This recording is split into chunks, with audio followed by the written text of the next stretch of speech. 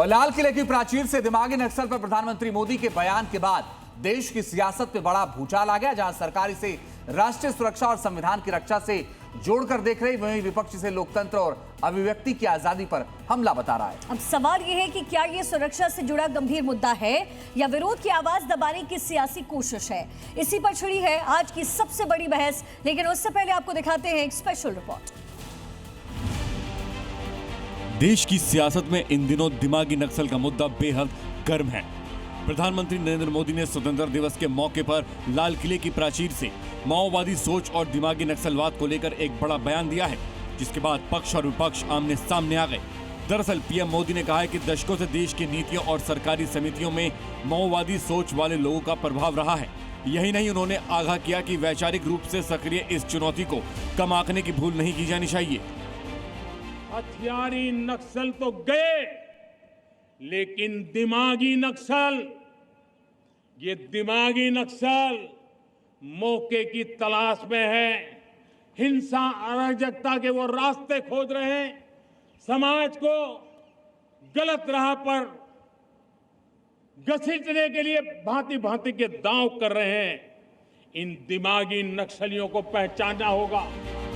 प्रधानमंत्री के इस बयान के बाद सियासी हलकों में बयानबाजी तेज हो गई। कांग्रेस नेता पी चिदंबरम और पीडीपी प्रमुख महबूबा मुफ्ती समेत कई विपक्षी नेताओं ने इस पर कड़ा एतराज जताया और सोशल मीडिया पर पोस्ट कर खुद को दिमागी नक्सल बताया। वहीं विपक्ष का तर्क है कि सरकार से असहमत होने वाला ये नीतियों पर सवाल उठाने वाले हर नागरिकों को इस तरह के शब्दों से जोड़ना लोकतंत्र के हित में नहीं है, जिसका सत्ता पक्ष ने भी करारा जवाब दिया। चिदंबरम साहब जो कांग्रेस के नेता हैं और देश के पूर्व गृह मंत्री रहे हैं, उन्होंने कहा, मोदी जी मैं भी दिमागी रूप से नक्सल हूं। इसका मतलब क्या है? Chidambaram, what do you mean? प्रधानमंत्री के दावे को चैलेंज करता है, चुनौती देता है, वो दिमागी नक्सल बताता है। क्या सामाजिक न्याय की मांग करना दिमागी नक्सल का प्रतीक है? क्या संविधान को लागू करने की मांग दिमागी नक्सल का प्रतीक है? कौन है ये दिमागी नक्सल? बताइए, क्या परिभाषा क्या है?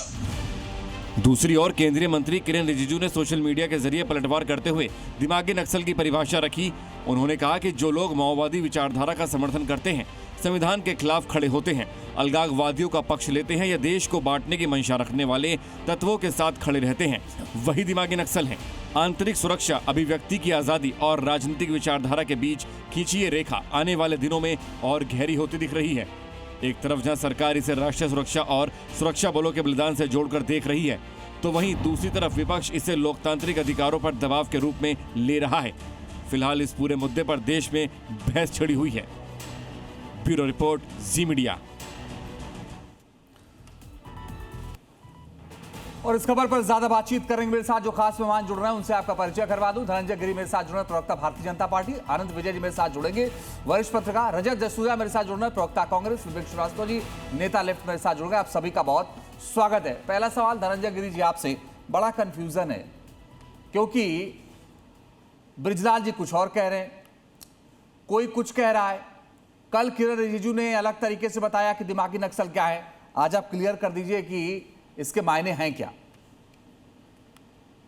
अंजनी जी, नई पीढ़ी को नई राह और नयापन देते हुए नरेंद्र मोदी के नेतृत्व में आदरणीय अमित शाह जी ने नक्सलवाद को जड़ मूल से समाप्त किया। बंदूकों की लहलहाती हुई फसल जो भारत की भूमि पर जो एक नक्सलवाद का था, उसको जड़ मूल से समाप्त किया गया।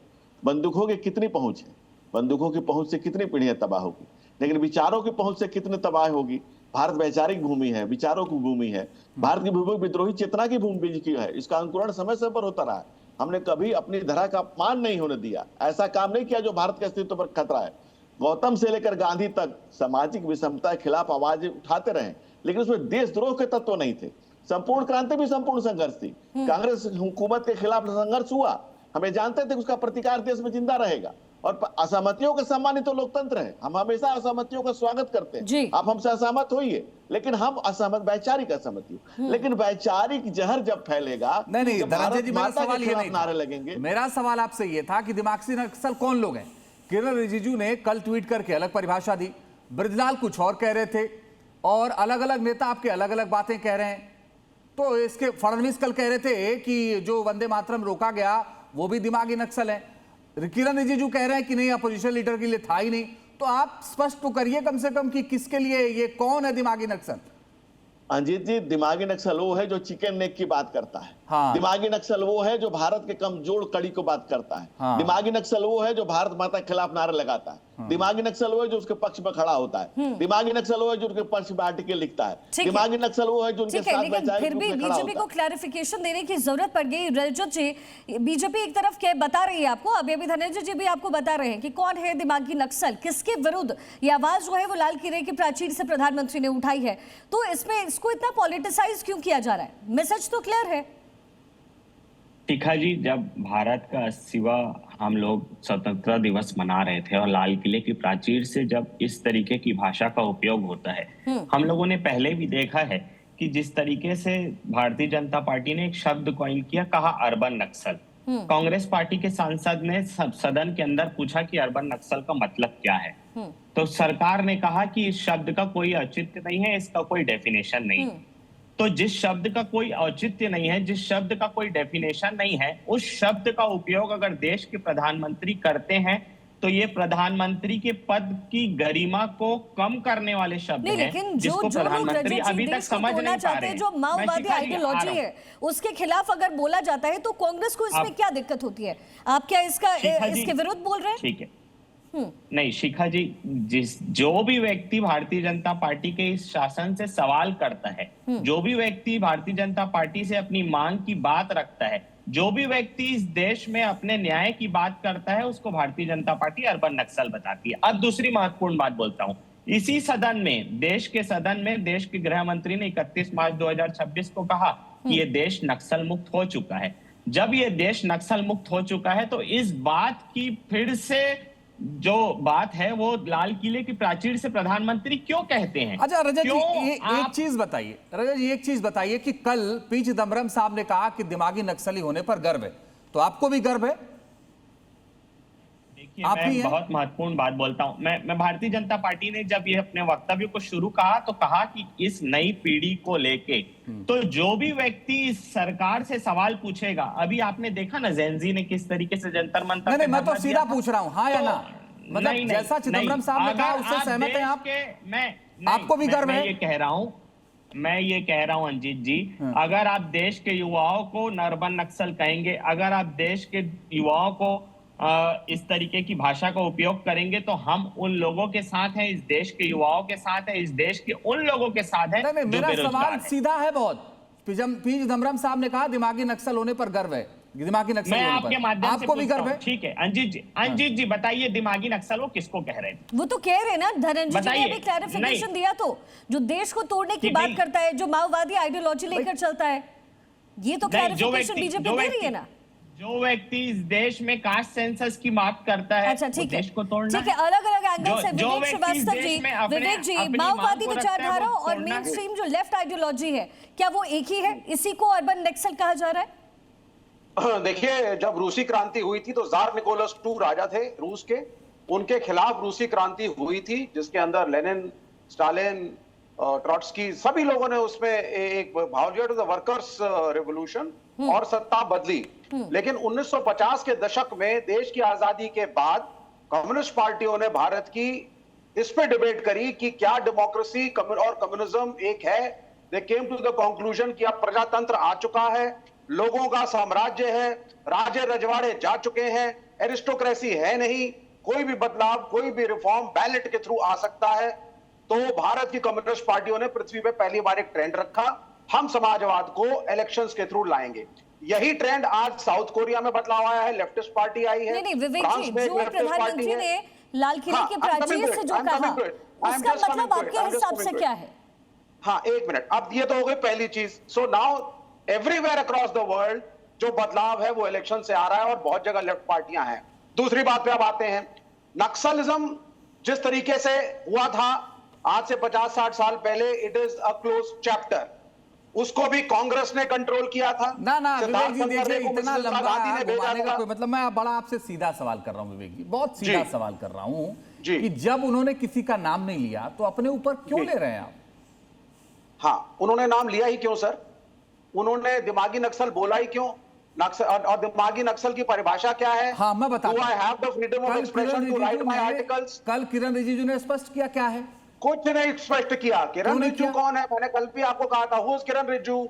Who is Kiran Rijiju to define what the Prime Minister says and who is the Prime Minister to? अरे भाई, अगर कोई सरकार की तरफ से स्पष्ट कर रहा है तो क्या दिक्कत है? बताइए धनंजय गिरी जी। विवेक भाई कह रहे हैं कि नहीं, कौन है किरण रिजिजू जो स्पष्ट करेंगे सरकार की बात को?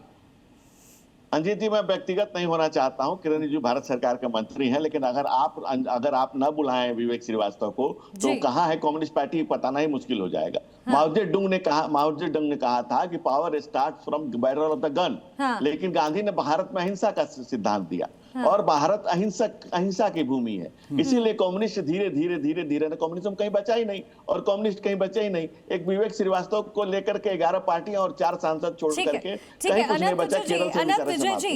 लेकिन सबसे बड़ी बात पहचानना होगा, आइसोलेट करना होगा, लेकिन विपक्ष अपने एंगल के साथ इस पूरा जो स्टेटमेंट था उस पर आ रहा है। आप इसे कैसे देखते हैं? मैं तो इसलिए देखता हूं कि तीर सही निशाने पे लगा है प्रधानमंत्री का। जो लाल किले से तीर चलाया उन्होंने, वो सही निशाने पर लगा और ये सब बिलबिला रहे हैं। इनको लग रहा है कि अरे भाई, जब वो स्पष्ट रूप से कह रहे हैं कि कौन है दिमागी नक्सल, और उन्होंने उनके भाषण में स्पष्ट है अंजीत जी और शिखा जी कि जिस प्रकार से उन्होंने हथियार नक्सल की बात की और करते करते चौथे 5वें पैरा में आके, अगर उनका भाषण उपलब्ध है, उनका वर्बेटिम भाषण पीआईबी के साइट पर उपलब्ध है, कम्युनिस्ट पार्टी के नेताओं को उसको पढ़ना चाहिए। और आज बड़े 1917 की क्रांति की याद आ रही है, ट्रॉट्स्की की याद आ रही है। मुझे हैरानी हो रही है कि ट्रॉट्स्की को भी लेफ्ट वाले याद कर रहे हैं अभी। थैंक यू विवेक जी। लेकिन जिस प्रकार से कम्युनिस्टों का उदाहरण दे रहे हैं, स्वाधीनता के बाद कम्युनिस्टों ने तेलंगाना में सशस्त्र विरोध किया था। क्या था वो? कितने दिनों तक चला था विरोध? और जब भारत के गणराज्य को मानने से मना कर दिया था उन्होंने। आज बड़ी बड़ी बातें कर रहे हैं लोकतंत्र में। कम्युनिस्टों के 2 सबसे बड़े शीर्ष उदाहरण है, रूस और चीन। दोनों जगह। लेकिन सर, बृजलाल ने जो स्टेटमेंट दिया है उसको लेकर के आपका क्या ख्याल है? इस पे मैं जवाब लूंगी, लेकिन पवन खेड़ा और बृजलाल ने कहा क्या, पहले आपको जरा सुनवा देते हैं। ये नक्सली उन नक्सलियों से ज्यादा खतरनाक हैं जो जंगलों में रहते हैं, जिनका करीब करीब सफाया हो चुका है। ये हिंसक दिमागी नक्सली, ये हमारी लोकतांत्रिक संस्थाओं, न्यायपालिका, सुरक्षा बलों, संविधान आदि के विरुद्ध लोगों में अविश्वास की भावना पैदा करते हैं। ये लफाजी करते रहते हैं। पहले भी जिनको जमीनी नक्सल कहा, फिर उन्हीं किसानों की बात माननी पड़ी। नौजवानों को नक्सल कहा, फिर धर्मेंद्र प्रधान का इस्तीफा लेना पड़ा। तो पहले तो ये हाथ पांव मारते हैं, नक्सल नक्सल नक्सल, और उसके बाद उनकी बात मान लेते हैं।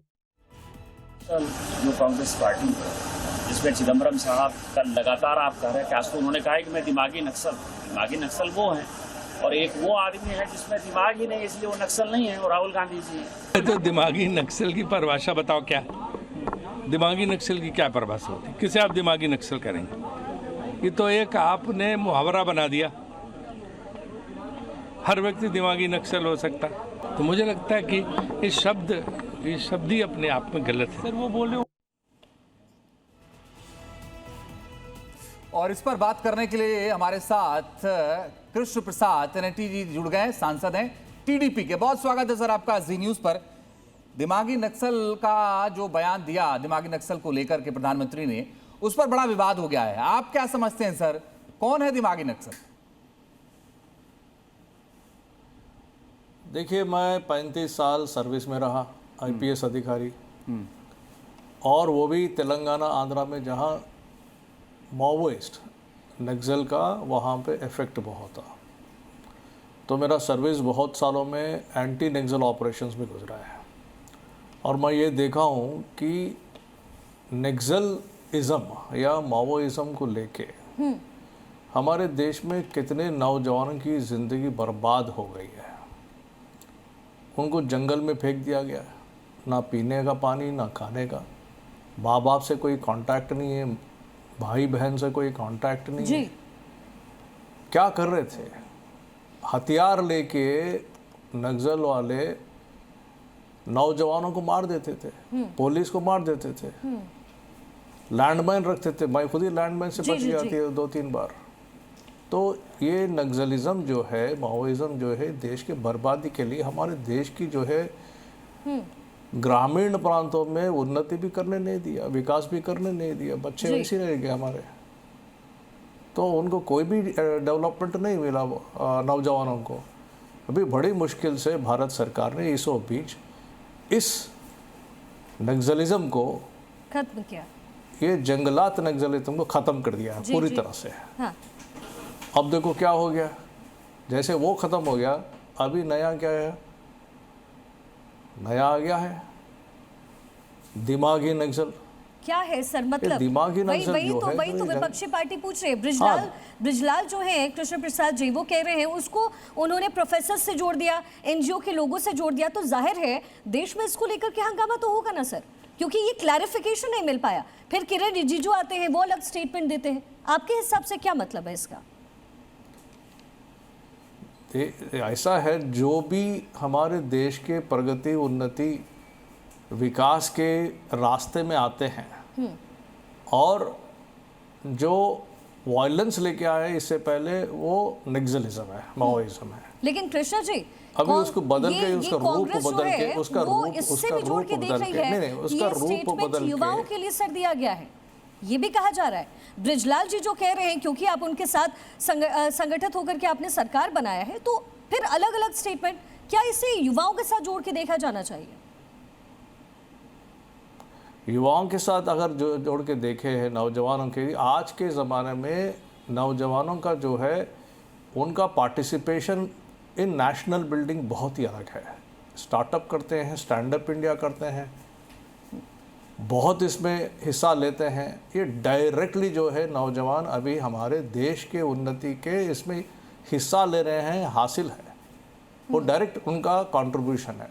अब इस समय उनको भटकाना ठीक नहीं है, ये हमारे देश के नहीं सर, लेकिन एक चीज है, वो ये कह रहे हैं कि साहब इसको लाल किले इससे क्या है, मेरे को खत्म करने दो जी, लेट मी कंप्लीट। ये देखिए, अभी जो सेमिनार में एसी रूम में बैठते हैं, सेमिनार करते हैं, अब बाहर का पैसा आता है, व्हाट इज ऑल दिस?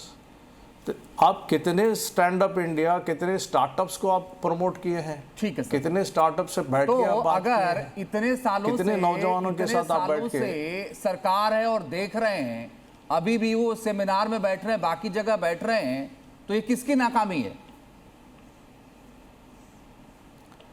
ये सेमिनार किसके साथ बैठ रहे हैं और क्या बोल रहे हैं, उससे फर्क पड़ता है भाई साहब। हाँ। कंटेंट क्या है सेमिनार का?